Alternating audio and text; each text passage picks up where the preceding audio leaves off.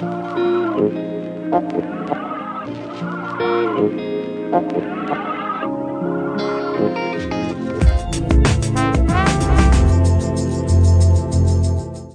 buenas, señoras y señores, bienvenidos. Bueno, que estamos aquí otra vez en el estudio y tengo aquí a uno de los políticos a nivel regional, Alfonso Martínez Baños. Martínez Baños, muy buenas. Hola, ¿qué tal, Bartolo? Muy bien, ya tenía yo ¿Estamos ganas. bien después del confinamiento? Sí, yo ya tenía ganas de ver. Ya no, aunque físicamente estamos distantes, pero por lo menos nos vemos las caras. Sí, y ahí también nos veíamos, ¿no? Bueno, pero es digital y lo físico es más humano. Sí, digo que ha cambiado con este confinamiento y con esta pandemia, ha cambiado la vida de los políticos.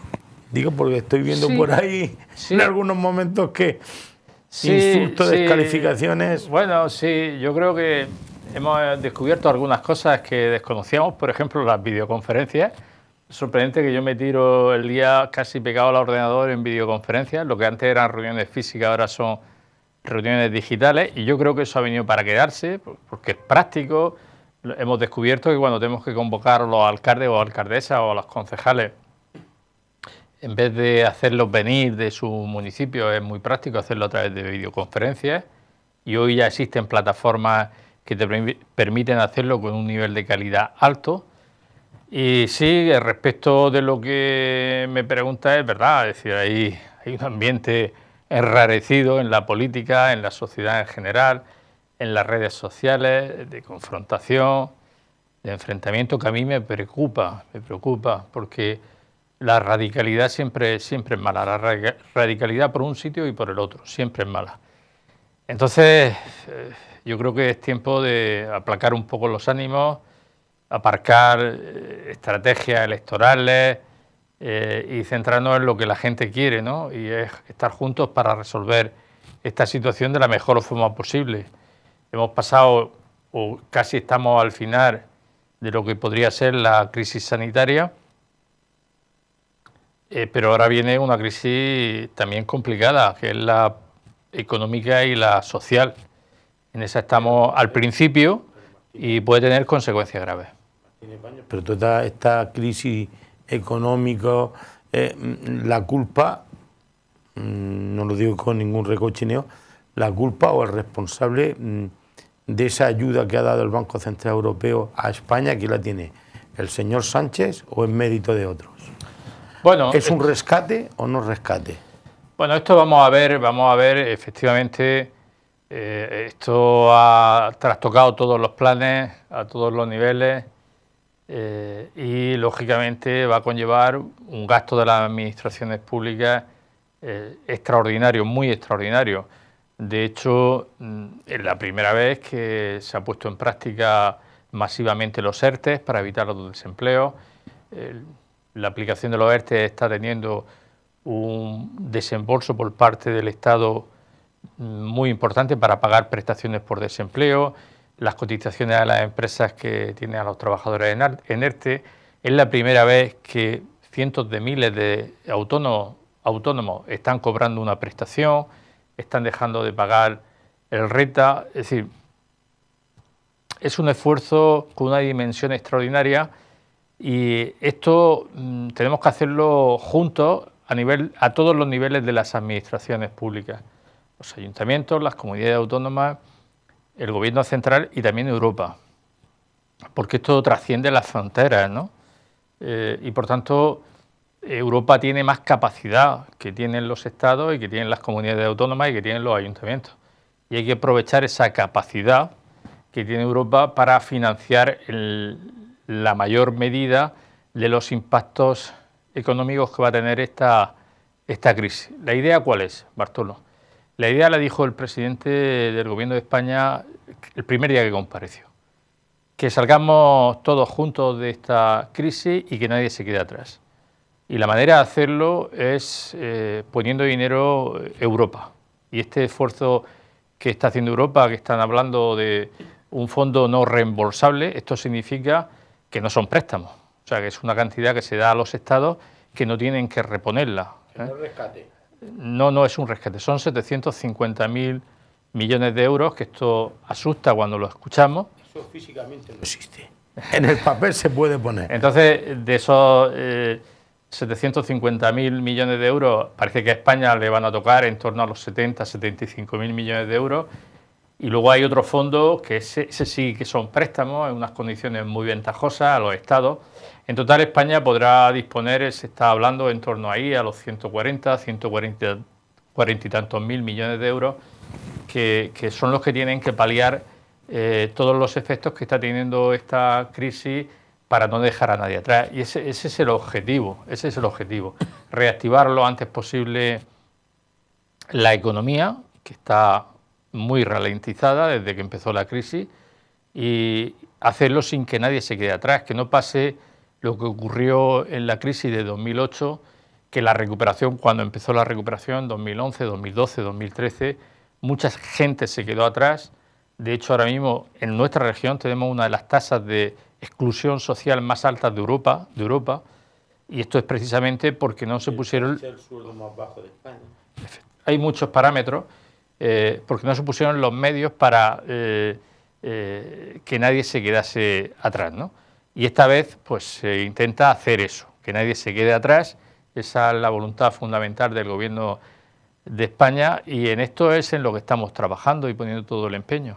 Alfonso, he leído por ahí que el presidente de la comunidad autónoma le pide al Gobierno el 3%, el famoso 3%, como decía el señor Margal, de todo el dinero que va a recibir España de Europa.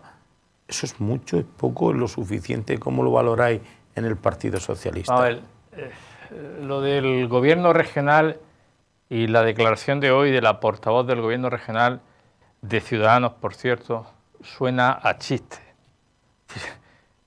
La cuenta que hace la portavoz del Gobierno regional... ¿Eh? No, pero que suena a chiste, te voy a explicar por qué. La cuenta que hace la portavoz del Gobierno regional, es decir, si a España le toca de Europa 140.000 millones de euros, como nosotros somos la población el 3%, hago la cuenta de esos 140.000 millones de euros al 3%, y a la región de Murcia le tocan 4.200 millones de euros. Hombre, esto es poco serio, ¿no? Porque parece que esos 140.000 millones de euros van a ir íntegramente a las comunidades autónomas. ¿Qué pasa con el Gobierno central, que es el que más gasto está teniendo? ¿Qué pasa con los ayuntamientos? Se lo van a quedar todas las comunidades autónomas, y además el reparto va a ser en función de la población. ¿De dónde saca esta mujer ese criterio, ¿no? Si ellos están reclamando cada día a negociar con el Gobierno central y a negociar con las comunidades autónomas el reparto del fondo que ya ha puesto el Gobierno a disposición de las comunidades autónomas de 16.000 millones de euros, hombre, pues que ella ya esté poniendo una cifra sobre la mesa sin ningún criterio, y en fin, es que a mí, por lo menos cuando lo he leído, me ha sonado a chiste, y creo que si esa noticia trasciende vamos a ser el hazmerreír de toda España.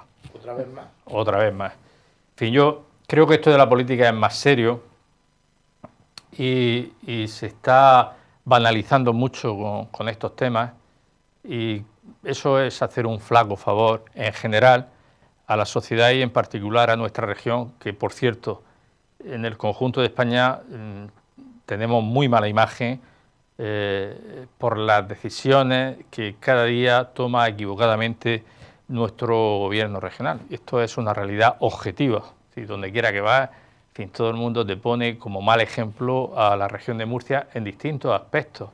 Lo que tú decías, los salarios, las pensiones, el fracaso escolar, la poca efectividad de la sanidad. No me estoy refiriendo a la crisis del coronavirus, antes de la crisis del coronavirus, en el tema de la sanidad.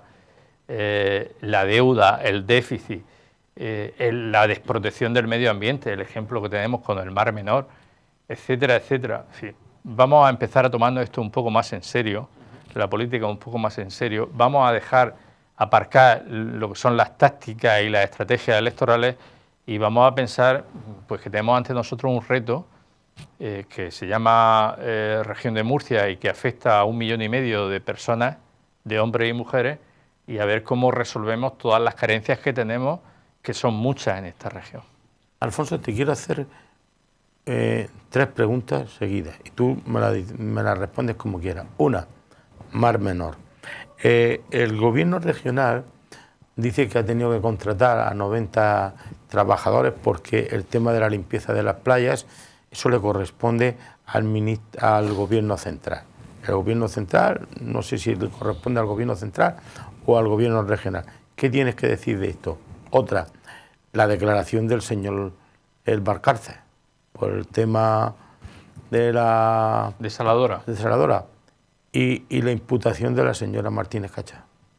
Bien, respecto de la primera, la limpieza de playas es una competencia de los ayuntamientos. De hecho, la propia Noelia Arroyo, la que ahora le reclama esto a la demarcación de costas del Estado, el año pasado, por estas fechas, cuando ella era candidata al Ayuntamiento de Cartagena, a la alcaldía, ella le estaba reclamando, y hay toda la hemeroteca para poder comprobarlo, le estaba reclamando a la que entonces era alcaldesa y también candidata por el PSOE a la alcaldía de Cartagena, la limpieza precisamente de estas mismas playas de los Urrutia. Entonces no tiene sentido que hace un año le estuviera reclamando a la alcaldesa de Cartagena que limpiara las playas porque era su competencia y ahora que ella es vicealcaldesa no ejerza esa reclamación y lo que está haciendo es trasladarla a la demarcación de costas del Estado. Vamos a ver, aquí el PP ha entrado en una dinámica, Bartolo ha entrado en una dinámica de eludir cualquier tipo de responsabilidad. Es como si nosotros desde el gobierno regional o desde la comunidad autónoma hubiésemos hecho dejación de funciones. Es decir, no tenemos responsabilidades sobre nada, todo lo que son los problemas al gobierno de España y vamos delegando atribuciones y competencias en los ayuntamientos.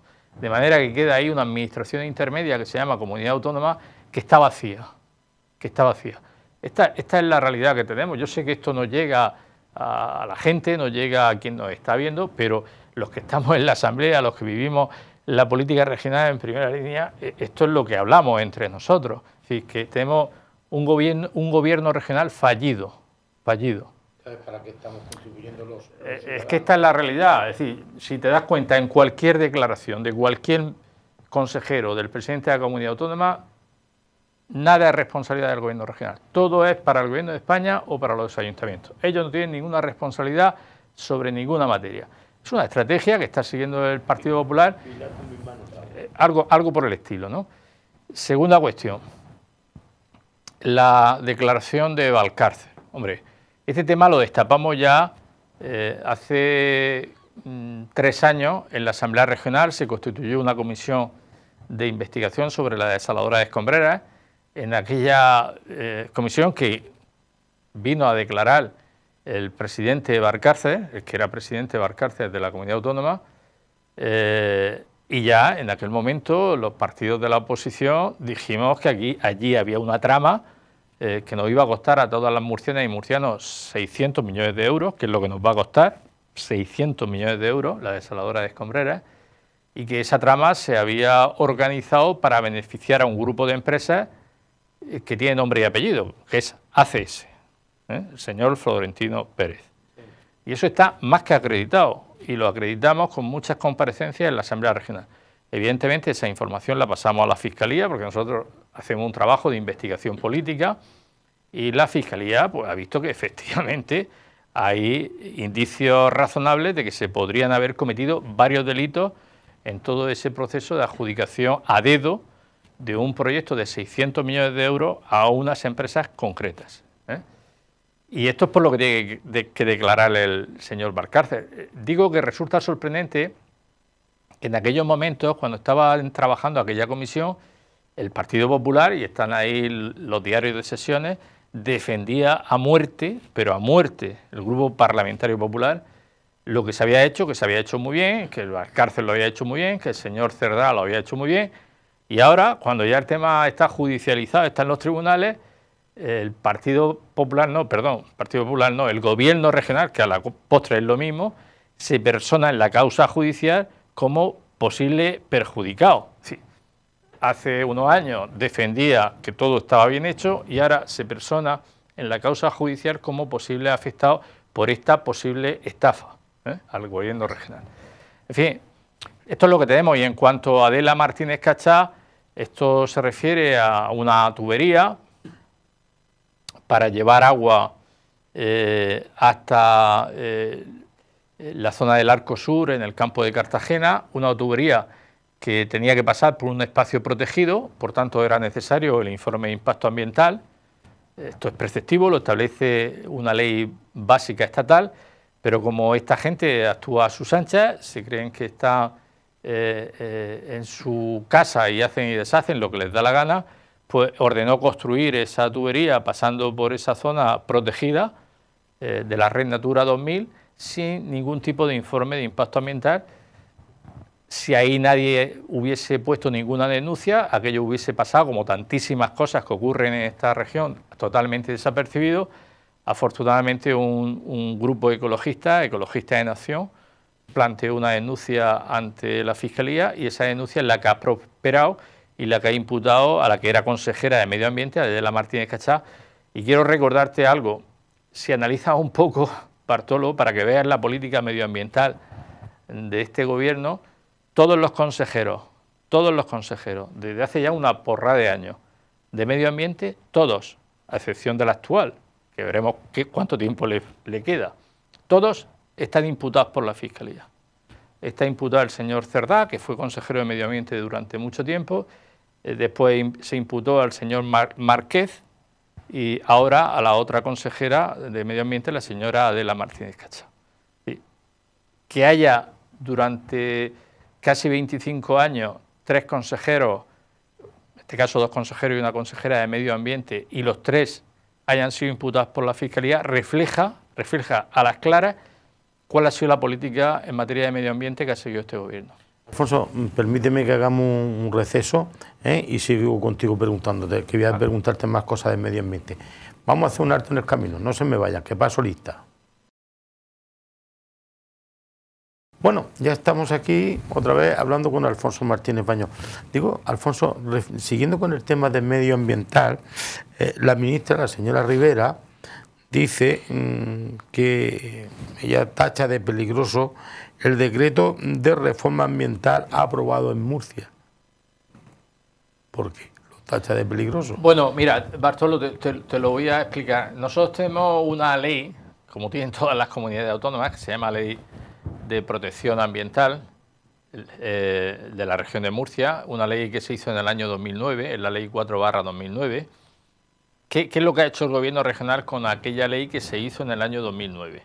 Pues lo que ha hecho el gobierno regional desde el año finales, desde el año 2016, en el año 2016 a finales ya prácticamente se cargó el 50% de aquella ley por medio de un decreto ley, que se llamó el Decreto Ley de Simplificación Administrativa. Luego a finales de 2018 le dio otro varapalo a aquella ley de protección ambiental, la ley que regula cómo protegemos nuestro entorno. Yo quiero recordar aquí que ahora, mejor que nunca, nos tenemos que dar cuenta de la importancia que es el medio natural, el medio ambiente, para todo, para la economía, fundamentalmente, y también para la salud. El otro día decían los principales empresarios de este país que la salida a esta crisis o será verde o no será. Si no somos capaces de cuidar nuestro entorno y hacer un desarrollo sostenible de nuestra economía, va a ser muy complicado que esto prospere. Y todas las ayudas de Europa van a ir enfocadas a inversiones verdes, ¿no? Pues ante esto, ¿qué es lo que hace el gobierno regional? Esa ley, que era la que protegía nuestro entorno, la de 2009, la ha ido desmantelando. El último paso se dio ayer miércoles en la Asamblea Regional. Ellos hicieron un decreto ley, los decretos ley los aprueba el gobierno, pero luego la Asamblea los tiene que convalidar, ¿vale? Hicieron un decreto ley en donde ya terminaban de proteger lo último que había protegido. Y evidentemente lo convalidaron porque lo aprobó Partido Popular y Ciudadanos. Fíjate hasta qué extremo que Vox, la ultraderecha, ayer se abstuvo. Ellos mismos reconocían que esto era un disparate, ¿eh? Evidentemente, tanto PSOE como Podemos votamos en contra. ¿Qué es lo que está diciendo la ministra? Pues la ministra lo que está diciendo es algo obvio, es decir, como cuando el mundo está caminando en una dirección, cuando todos los gobiernos están aprobando, los gobiernos a nivel europeo, a nivel de España, a nivel de comunidad autónoma, están aprobando leyes para adaptarnos, ¿no? Ya no para mitigar, sino para adaptarnos al cambio climático, que es una realidad que ya tenemos aquí. Resulta que hay un gobierno en Murcia que lo que está haciendo va en sentido contrario. Es como el del chiste. Va en sentido contrario por la autopista y se queja de que todos los demás lo están haciendo mal, ¿no? Y esto es lo que está poniendo en evidencia la ministra, que no es posible que haya un gobierno que esté desprotegiendo el entorno, porque esto va a ir en contra del desarrollo económico de la región de Murcia, va a ir en contra de nuestra salud y va a perjudicar en el medio y en el largo plazo a esta comunidad autónoma. He leído por ahí que el secretario general del Partido Socialista en Murcia, Diego Conesa, aconseja o pide al grupo Ciudadanos alejarse del Partido Popular por la política que está haciendo, por la política, él la denomina política podrida. Y parece ser que está amagando con la posibilidad parece ser, yo no digo ni sí ni no, de la posibilidad de una moción de censura. No, vamos a ver, no hay que malinterpretar las cosas, los periodistas enseguida sacan las cosas del contexto. Yo entiendo que a veces los titulares son necesarios para vender, pero no es esto lo que ha dicho Diego Conesa. En estos momentos no estamos en un momento de mociones de censura. ¿Dónde le quitamos la coma y dónde le ponemos el punto? Te lo voy a explicar. En estos momentos no estamos en un momento de moción de censura. No, eso está absolutamente desfasado con la crisis del coronavirus. Ahora mismo lo que hay que hacer es, en la medida de lo posible, intentar que el gobierno regional reaccione para superar la crisis económica y social, pero no está pasando por nuestra cabeza ni muchísimo menos la presentación de una moción de censura. Lo que le estamos diciendo a Ciudadanos es que hay cosas que no se pueden admitir, y lo que le estamos diciendo a Ciudadanos es que hay tres temas que tenemos que intentar revertir en el ámbito parlamentario. Y lo que le estamos proponiendo a Ciudadanos es un acuerdo parlamentario para tres cuestiones. Primero, que se abra una comisión de investigación en el seno de la Asamblea sobre lo que está pasando con el contrato de ambulancia. Un contrato de 304 millones de euros, has escuchado bien, 304 millones de euros, que se le ha dado a una empresa, Grupo La Generala, en fin. No sé, yo he visto una ambulancia no por total. Grupo La Generala, es una empresa que tradicionalmente siempre ha estado muy cercana al gobierno regional. ¿Florentino Pérez? No, Grupo La Generala. Grupo La Generala, una empresa murciana que siempre ha estado muy cercana al Partido Popular, 304 millones de euros, y resulta que esta empresa no tiene absolutamente ninguna experiencia en el ámbito del transporte sanitario. Y le han quitado el contrato a las empresas que venían haciendo ese trabajo durante décadas, y además con un nivel de aceptación excelente. Es decir, todos los parámetros que miden la calidad de ese servicio son excelentes. En fin, hay sospechas razonables y por tanto le hemos pedido a Ciudadanos, oye, vamos a abrir una comisión de investigación como se hizo con Escombrera, la desaladora de Escombrera, en la Asamblea Regional, y vamos a poner luz y taquígrafos a este tema, que son 304 millones de euros. Segunda cuestión, se está ahora mismo ya tramitando en el Parlamento Regional el decreto ley sobre protección integral del mar menor, que se tiene que transformar en una ley. Entonces, esto hay unos trámites parlamentarios en donde nos tenemos que poner de acuerdo los grupos políticos sobre qué enmiendas y qué cosas vamos a cambiar de aquel decreto ley. Le estamos diciendo, vamos a ponernos de acuerdo para que efectivamente demos certidumbre en la recuperación del mar menor y atendamos la realidad que está pasando en el mar menor con la degradación que tiene, ¿no?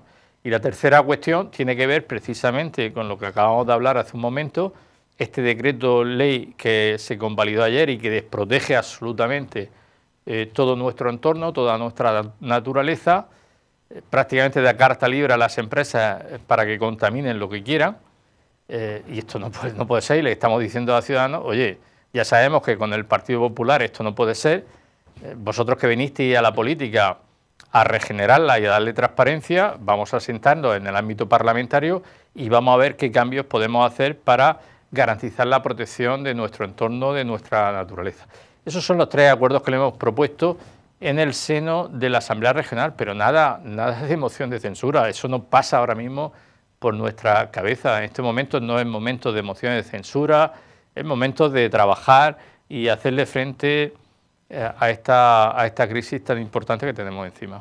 Alfonso, 2 cosas. Una, no sé si el Partido Socialista o el Partido Popular, ahora mismo no recuerdo, el tema del impuesto al sol, quitárselo, ponérselo. Lo que sí sé es que he leído que 11 centrales de plantas fotovoltaicas dan más servicio que una central como la de esta que tenemos por aquí, por Castellón. Una central nuclear. Sí, por una central nuclear. Da más servicio que todo esto. Entonces, no sé, vosotros apoyáis por la tecnología, por verde. Bartolo, nosotros llevamos 5 años, yo soy 5 años ya diputado y llevo 5 años predicando en el desierto. Es decir, si analizamos todas mis intervenciones en el Parlamento Regional, van en defensa de la energía fotovoltaica. Somos una potencia, podríamos ser una potencia, lo fuimos en el año 2008, una potencia mundial en producción de energía fotovoltaica, y esto este gobierno no lo ha sabido ver, ¿no? Y no podemos recuperar esa... Estamos en ello, pero no porque el gobierno esté poniendo los medios, sino porque el propio mercado va evolucionando hacia eso. Tú ten en cuenta, para darte un dato, que cuando hace 10 años producir 1 kilovatio de energía fotovoltaica podía costar 12-13 céntimos de euro, hoy producir 1 kilovatio de energía fotovoltaica cuesta 2 céntimos de euro. Es decir que es muy rentable la inversión en energía fotovoltaica y por tanto las empresas están invirtiendo en energía fotovoltaica. ¿Y dónde vienen a invertir? Pues donde más nivel de radiación ultravioleta hay, que es en la región de Murcia. Claro. Entonces, no es por la iniciativa del gobierno regional, es por la propia dinámica del mercado. Pero dicho esto, ¿por qué apostamos nosotros? Nosotros apostamos por este modelo que está propiciando Soltec, que es la empresa a la que tú haces referencia. Son 11 instalaciones con una potencia relativa, una potencia que está ahí entre los 50 y los 70 kilovatios por planta. Nada tiene que ver con la planta de Zarcilla de Totana, que estamos hablando de una planta de 350 a 400 megavatios, una super planta. Y además Soltec también apuesta por algo que nos parece muy razonable, y es instalar las plantas muy cercanas a los centros de transformación, es decir, a las subestaciones eléctricas.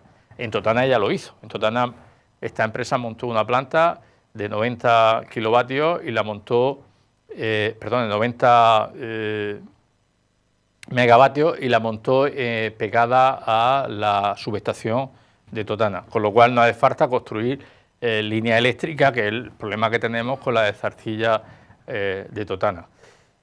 Por tanto, nosotros apuesta decidida por este tipo de inversores y por otra cuestión fundamental, ¿no? Y es por el autoconsumo, es decir, porque la gente pueda producir la energía que consume.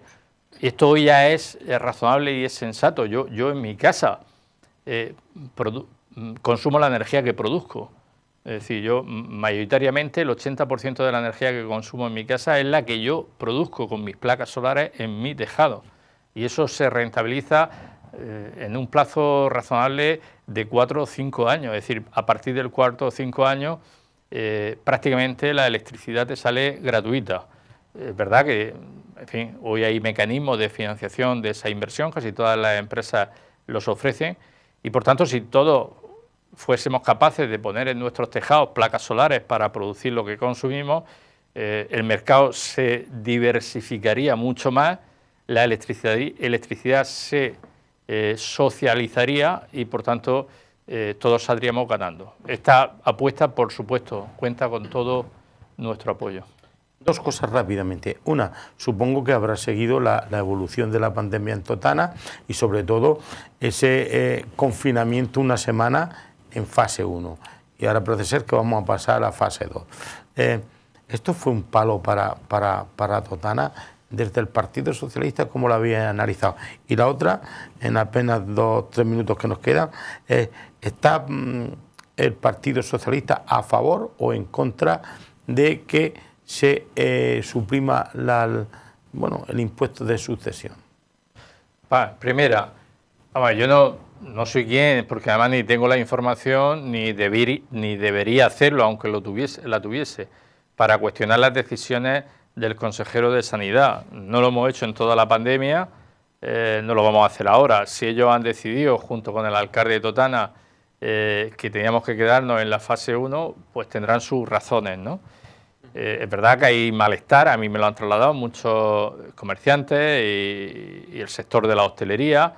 En fin, cada uno tiene sus razones, pero la decisión la toma el consejero de Sanidad y la ha tomado y por tanto solo nos queda respetarla. Parece ser que ya han solicitado hoy que pasemos a la fase 2, parece ser que el lunes casi con toda probabilidad pasaremos a la fase 2. Lo importante ahora es contener esta pandemia y sobre todo no recaer, esto es lo más importante. Por tanto, yo desde aquí lo que le digo a la gente es que sea precavida, que tome todas las medidas, que cualquier regresión sería catastrófica en todos los sentidos. Si nos tuviésemos que volver a confinar, eso sería malo para todos, sería malo para la economía, sería malo para la sanidad, para todos sería malo. Por tanto, ahora está más que nunca en nuestras manos el respetar las medidas que nos están diciendo las autoridades, que no son caprichosas. La segunda cuestión, el impuesto de sucesiones y donaciones. Bartolo, ese impuesto el gobierno regional lo tiene bonificado al 99%, prácticamente no se paga. Nosotros lo que estamos planteando, y lo que hemos planteado siempre, es que los impuestos tienen que ser progresivos, es decir, que pague más el que más tiene, porque además es lo que dice la Constitución española y porque además es un ejercicio de solidaridad.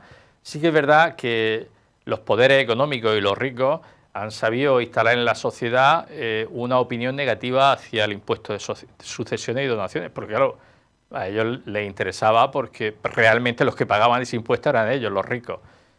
Nosotros lo que estamos planteando es no bonificarlo al 99%, lo que estamos planteando es que esté exento del pago de ese impuesto aquellas herencias que estén por debajo de los 500.000 euros. Es decir, si mi padre me deja a mí una herencia de 500.000 euros, yo no pago ese impuesto.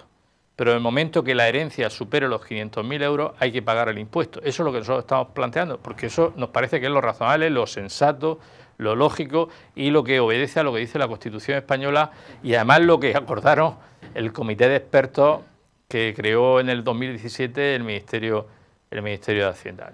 ¿Cuánta gente, Bartolo, hereda por encima de los 500.000 euros? Yo no.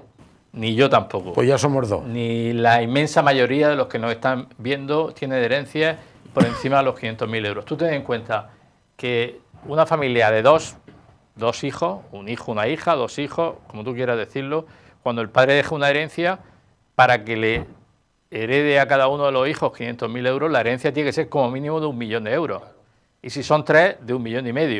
Es decir, por tanto, seamos sensatos y nos demos cuenta que realmente este impuesto, la bonificación de este impuesto, y además porque lo dicen los datos estadísticos que nos han engañado, que este impuesto a quien realmente beneficia su bonificación al 99% es a los patrimonios y a los patrimonios de mucho nivel y a las familias ricas. No a la inmensa mayoría, no, al 99% de los que estamos viendo este informativo. Alfonso Martínez Baños, muchísimas gracias por estar aquí hoy. Y bueno, y yo pienso que hemos acertado con estar una semana más, porque no me gustaría lo que he leído que dice el ministro Illa, que le ha sacado tarjeta amarilla a los caballas, a los ceutíes, que dicen que como sigan esa, en vez de avanzar, van a retroceder a la fase 0. Lo dicho, amigo, muchísimas gracias por estar aquí y me alegro de verte. Y a todos ustedes también me alegro de que ustedes nos vean y yo de verlos. Me lo imagino. Queden con Dios.